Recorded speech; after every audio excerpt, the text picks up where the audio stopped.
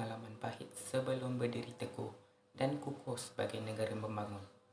Pasti pengalaman dijajah oleh negara asing tidak akan diulangi lagi. Seperti mana yang kita ketahui, penjajahan Malaysia dimulai dengan Portugis, Inggeris, Belanda, Jepun, kemudian Inggeris selepas itu. Teriakan dan sorakan keramat merdeka pada tahun 31 Ogos 1957 adalah tidak semudah yang disangka untuk dilalui kemerdekaan tersebut. Bagi memastikan negara tidak dijajah dan dikukat oleh negara asing, perpaduan kaum amatlah penting demi menjamin ketenteraman negara. Perasaan cinta akan negara, sayang akan negara dan perasaan ingin membebaskan negara daripada sebarang penjajahan adalah satu semangat nasionalisme. Maksud bagi pemantapan perpaduan di Malaysia. Dasar perpaduan negara ialah satu dokumen strategi jangka panjang dan usaha berterusan yang dirangka untuk menetapkan hala tuju perpaduan negara dalam mengukuh serta memelihara perpaduan dalam kalangan rakyat Malaysia. Dasar ini akan bertindak sebagai pemangkin bagi pencapaian Malaysia sebagai sebuah negara yang bersatu, padu, harmoni dan makmur. Bagi masyarakat yang berbilang etnik, agama dan budaya, perpaduan perlu menjadi agenda utama agar keamanan dan kelangsungan pembangunan negara terjamin, sekaligus mempertahankan kedaulatan negara. Kepentingan DPN ialah pelbagai persekutuan dan rukun negara. Kedua-duanya merupakan tulang belakang pembangunan Malaysia dan menjadi panduan kepada semua dasar kerajaan. Sejarah dan semangat perlembagaan persekutuan dan rukun negara perlu dihayati dan diamalkan oleh semua lapisan masyarakat. Okey, selain itu, kunci utama kejayaan ialah perpaduan dalam kepelbagaian yang kita miliki, keupayaan seluruh rakyat meraihkan kemajmukan etnik, kepelbagaian agama serta kekayaan tradisi menjadi tujuan penting untuk kita, namun itu jangan sesekali kita lupa kerana perpaduan yang kita miliki terus diperkukuhkan agar tiada ruang untuk diganggu oleh sesiapa pun. Masalah-masalah yang boleh menyebabkan kepada perselisihan walaupun kecil hendaklah sama-sama kita harungi dengan penuh berhemah agar tidak diambil kesempatan oleh mana-mana pihak. Di samping itu juga, dasar perpaduan negara adalah payung utama kepada agenda perpaduan negara yang bertunjangkan kepada perlembagaan dan rukun negara. Dasar ini bersifat jangka panjang dan memberikan hala tuju kepada semua pergerakan dalam proses pelaksanaan di setiap peringkat. Untuk membolehkan dan memastikan objektif, dasar perpaduan negara ini akhirnya tercapai. Ia memerlukan penglibatan semua pihak dan lapisan masyarakat bermula dengan agensi kerajaan, iaitu sektor swasta dan setiap rakyat Malaysia. Hasil dari pencapaian itu membolehkan kita memelihara keamanan dan memperkukuhkan keharmonian negara. Seterusnya, perpaduan masyarakat berbilang bangsa, agama dan budaya ialah kunci kedamaian, kemakmuran, kestabilan dan kelangsungan pembangunan negara. Tanpa perpaduan, negara tidak akan mencapai kestabilan yang mutlak, kemajuan dan keamanan yang berterusan. Perpaduan rakyat Malaysia telah di saat bersama-sama bersatu memerangi penularan dan memutuskan rangkaian COVID-19. Kesepakatan yang ditunjukkan oleh rakyat sebagai jentera perpaduan pada saat krisis ini berlaku mencerminkan kematangan rakyat memahami makna perpaduan dan kesepaduan sosial antara kaum. Akhir sekali, perpaduan negara ialah usaha gigih kementerian bagi mencapai cita-cita perpaduan yang kukuh dalam kalangan masyarakat majmuk negara kita. Dasar ini adalah persekutuan rukun negara.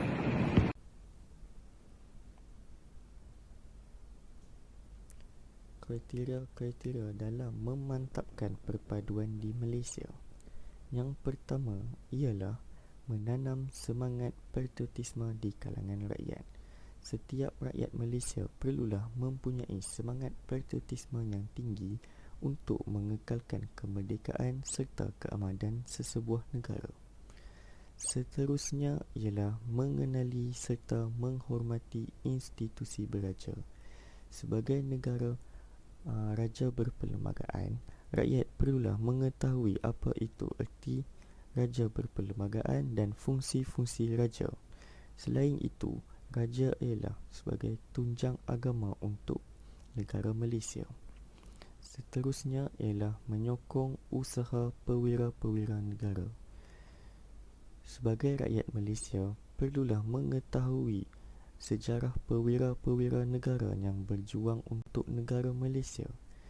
Perkara ini akan meningkatkan lagi rasa cinta akan negara dan menanam semangat patriotisme yang tinggi di kalangan rakyat. Selain itu ialah rakyat perlulah mengenali lambang-lambang kebesaran di negara.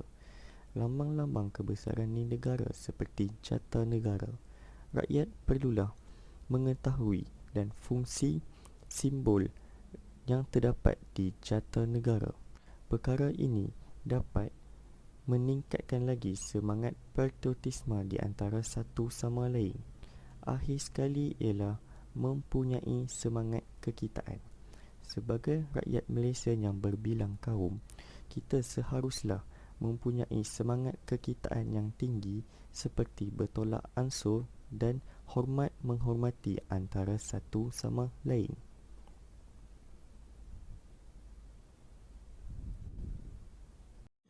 Pada zaman ini terdapat beberapa asas perpaduan, antaranya ialah perpaduan yang berlandaskan bangsa dan agama. Perpaduan ini berlandaskan bangsa yang dipimpin oleh fahaman nasionalisme. Ia melahirkan parti politik yang berlandaskan satu bangsa sahaja seperti Parti Orang Melayu, Cina dan India. Perpaduan berlandaskan bangsa ini tidak bertahan lama kerana suatu masa mereka akan bertembung dan tidak mempunyai jalan penyelesaian.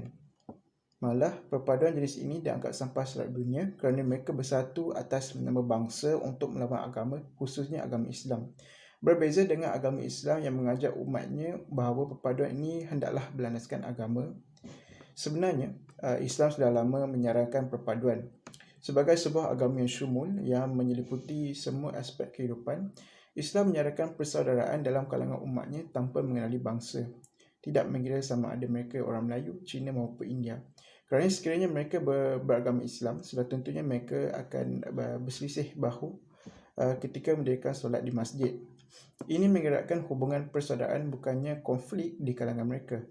Islam tidak pernah mementingkan bangsa. Bangsa-bangsa ini dicipta untuk memudahkan urusan hidup, bukannya untuk memecah belahkan antara satu sama lain.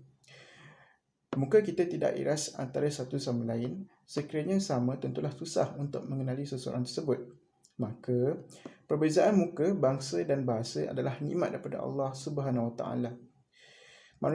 Manusialah yang menyalahguna dan memecah belahkan kaum antara satu sama lain.